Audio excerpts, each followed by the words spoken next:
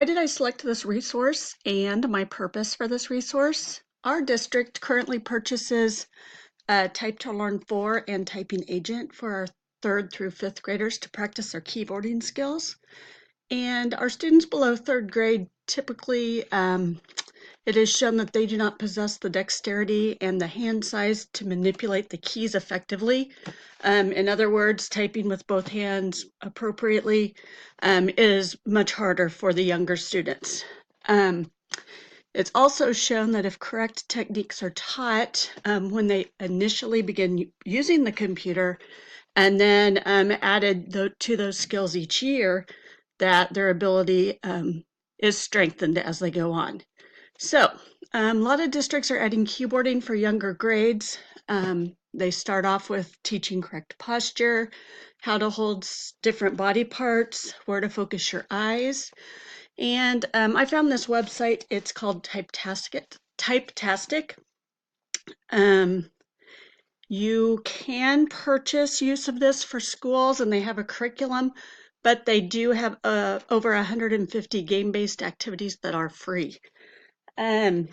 My intended audience for this would be co-workers and administration in order to show them this resource.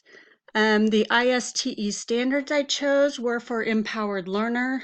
The first one, 1C, that the students will demonstrate their learning in a variety of ways. I chose in kindergarten, first grade language. That means that I can use proper keyboarding skills.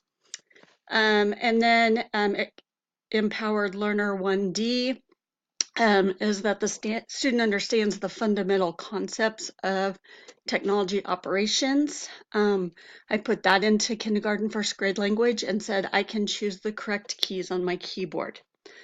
I'm going to show you some things that I found with this site. If you look here, you'll see some levels. The first 3 levels are just introducing the students to the keyboard. Students really see this keyboard as just random letters all over the place and don't see any sense to any of it. They have to be taught how to look for certain letters or numbers or punctuation. The first one, Keyboard Builder, and they get to hear music as they play. When you have 5 different games here, the first one is just a video that goes through, my keyboard's broken, we need to put it back together.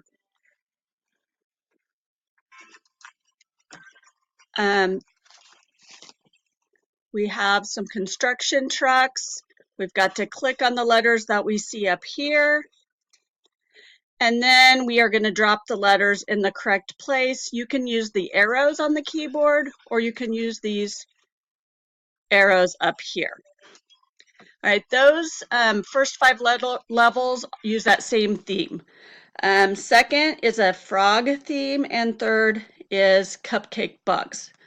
After that, they start with the next levels on using some of the letters on the keyboard. So not really finger placement, but where are the letters? Can you push on a key? So students would push on the letter W to make the red bubble go up and touch red, which are types of video games that they are used to playing. They know how this concept at the top works. They're just using it to practice pushing a key on a keyboard. So there are 3 different games there for pushing keys. And then when you get to level 7 through 13, you will see that these games have them use all their fingers on the keyboard and start typing. So this would be some of the upper primary level students who would begin using these down here. I did try this top with some first graders, and that's all I've had a chance to try it with. They love it. They ask to play it when they come in the room now. So my next plan is to introduce it at the kindergarten level and see how they are able to work through these levels of building a keyboard.